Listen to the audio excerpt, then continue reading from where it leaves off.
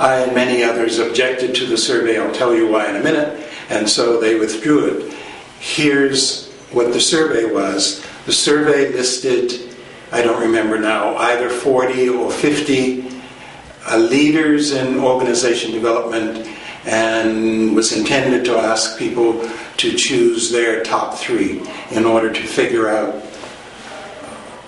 who the leaders were seen as in organization development, at least by attendees at this conference. Now, why was I astonished? Every single one was a white man. Not a woman in sight, not a person of color in sight. It was fascinating. They had Robert Blake, but not Jane Mouton. That's Jane and Mouton and Blake and Mouton of the famous Blake-Mouton managerial grid. They had Charlie Seashore, but not Edie Seashore. In fact, I believe Edie supervised Charlie at one point. They had Dick Beckhard, but not Reuben Harris. There is no, Rosabeth Moss Cantor was nowhere in sight. Neither was Margaret Meg Wheatley. They had Kenneth Benn, but not Robert Chin. Robert Chin is one of the few founders of organization development and is Asian. So I was astonished and dumbfounded, but it shows the power of the embedded values of who a leader is, that an organization that purports to have as its basic values democracy and inclusivity somehow managed to forget that there were leaders and are leaders who are women. The characteristics that we think about of leaders, besides that they are white men, and that needs to be broken, that there's only one person, that needs to be broken.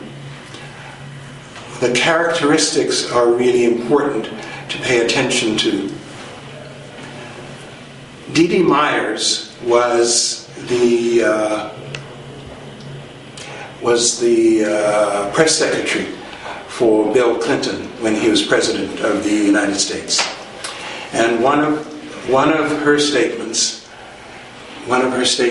is, "I am endlessly fascinated by the fact that they think that football is a wonderful training ground for leaders, but raising children isn't."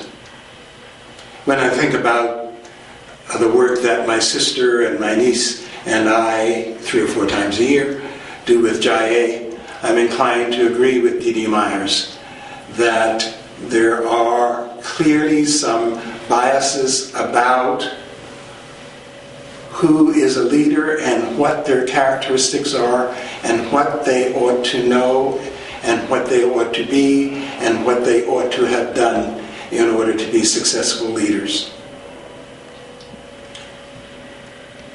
There is some research that is recently started by feminists.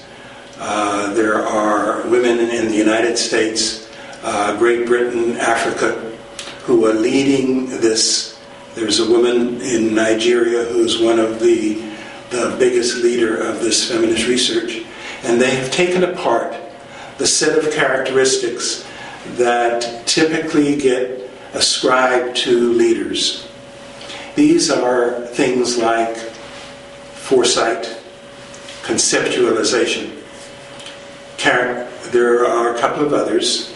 Stay tuned for our course so that you can learn the 4 that are typically associated with men.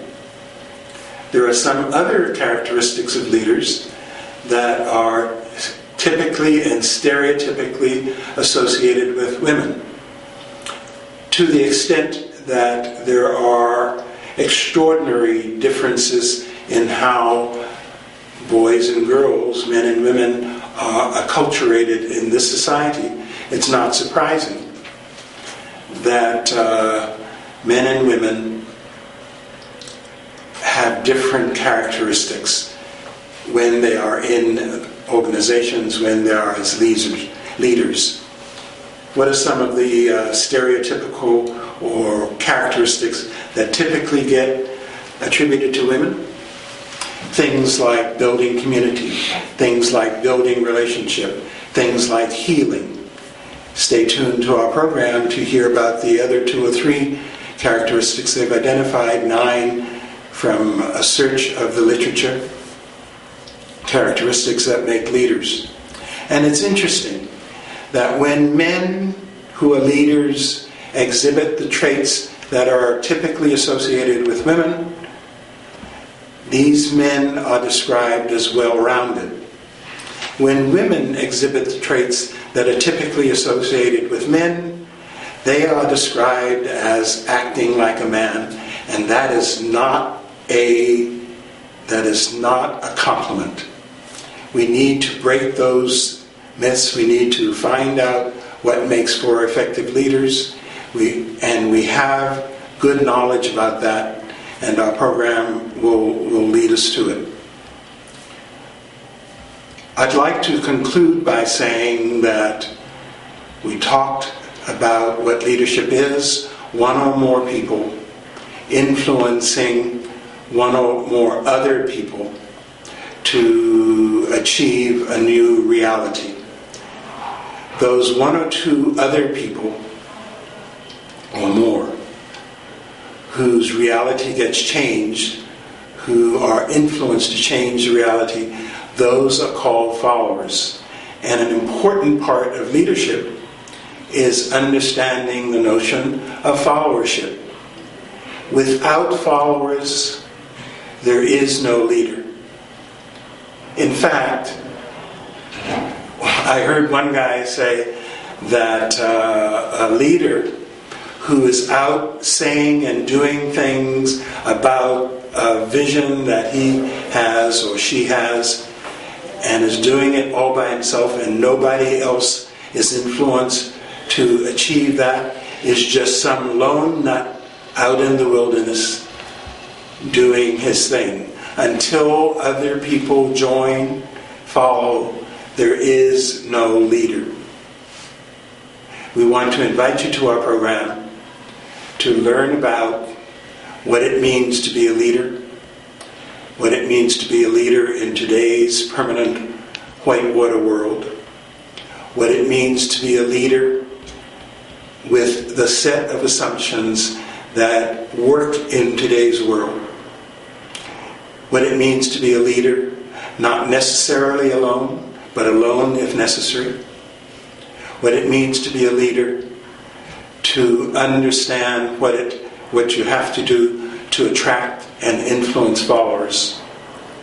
We will work hard with you to make sure that you learn what you need to know, practice what you need to do, and be clear about what you need to be like. Welcome to our program. We look forward to seeing you.